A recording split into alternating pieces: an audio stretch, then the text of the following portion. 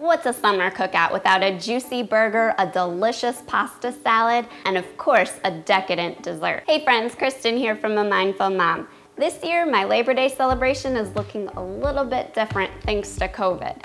Instead of having a large gathering with neighbors and friends, it's just gonna be my family of 4. But that doesn't mean that we can't enjoy our favorites. And whether you're having a small gathering, like me, or a larger gathering, this is the perfect Labor Day menu that everybody will love. First up is chicken burgers. While I love a good beef burger, we've been making them week after week this summer. So I wanted to change it up and make something a little bit different and a little bit special. These chicken burgers are fabulous. If you think chicken burgers are dry, you've never had this recipe. Filled with cheese and basted with barbecue sauce, these burgers are a favorite. To start this recipe for 4 burgers, you want to start with a pound of ground chicken. I'm using ground chicken breast, but you can use a mixture of dark and white meat. To my chicken, I'm adding in 1 teaspoon of garlic powder, a half a teaspoon of pepper, and a half a teaspoon of salt. Add in a 1/4 cup of your favorite barbecue sauce, any variety, and 2 ounces of shredded or diced sharp cheddar cheese. Use your hands to combine the ingredients,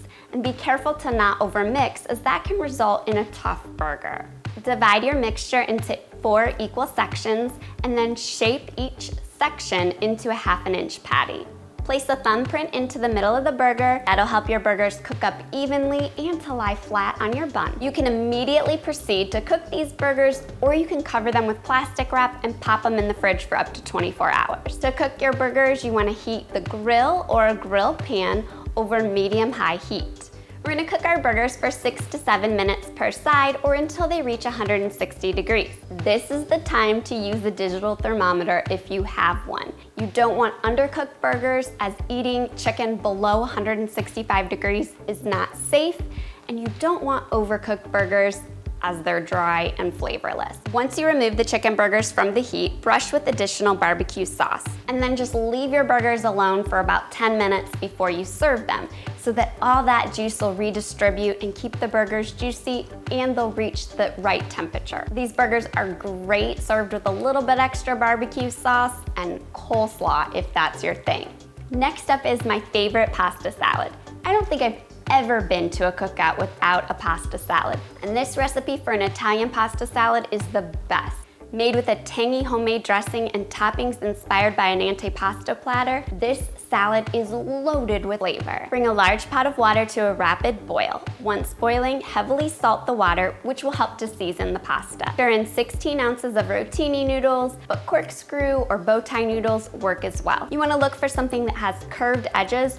That'll help it catch the dressing and all the toppings once it's all tossed together. Cook the noodles according to the package directions. And while the pasta's cooking, we're gonna prepare the dressing. In a blender, you wanna place in a 1/2 cup of extra virgin olive oil, 1 teaspoon of dried oregano, 1 teaspoon of kosher salt, 1 garlic clove that's been minced, 2 tablespoons of capers. That's the secret to adding a ton of flavor to this dressing, and a 1/4 cup of red wine vinegar. Blend that up until the capers are broken down and the dressing is incorporated. Now for my pro tip. Once your pasta has finished cooking, do not rinse your pasta. Rinsing your pasta will rinse away all the starch and flavor of your pasta, and it'll make it hard for the dressing to adhere. Instead, place your pasta into a large mixing bowl and then use a 1/4 cup of the prepared dressing and toss with the hot pasta. The pasta will soak up the dressing and really be flavored from the inside out. At this point, you want to cool your pasta, which I just cover my pasta and pop it in the fridge for a couple hours. But if you're in a time crunch, what you can do is take your pasta and spread it out on a sheet pan. Pop it in the fridge and it'll cool down in a fraction of the time. Once your pasta's cooled, it's time to add in all the delicious toppings. I love to add in grape tomatoes, Spanish olives, Kalamata olives, minced red onion, diced salami, roasted red peppers, and fresh minced parsley. Add the remaining dressing and toss that all well. Again, it's best if you can cover and refrigerate this for at least 30 minutes to let all those flavors marry together before serving. In fact, this pasta salad is best prepped the day before you intend to serve it. Finally, for my favorite part, dessert. And we're not talking about any dessert.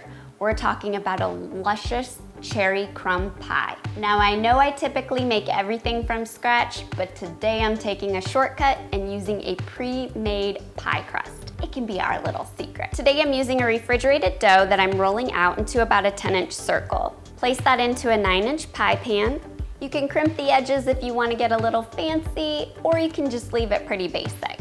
We need 4 cups of cherries for this recipe. You can use fresh cherries or frozen cherries. But let me give you a little secret. If you use frozen cherries, they're about the same price and they've already been pitted, which makes assembling this pie a lot easier. You want to evenly spread out your cherries onto the crust. If you're using frozen cherries, don't defrost them. Just lay them out frozen right on your crust.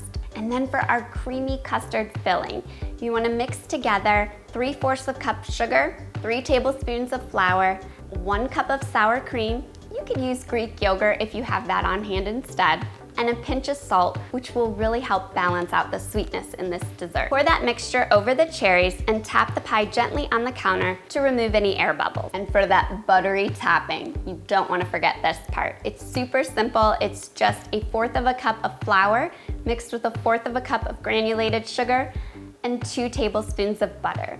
Use your hands to mix that together until a crumble forms and then spread evenly over your cherries.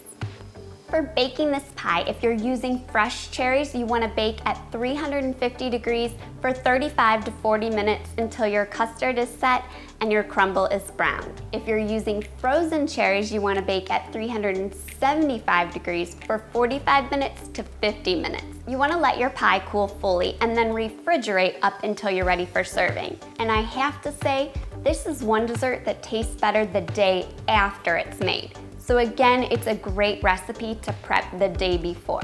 While I absolutely love this cherry pie, oftentimes it's still too hot around Labor Day to want to turn on my oven. If that's the case where you are, be sure to check out my top 3 favorite no-bake desserts. Any of them will make a great substitute for this cherry pie. And happy Labor Day.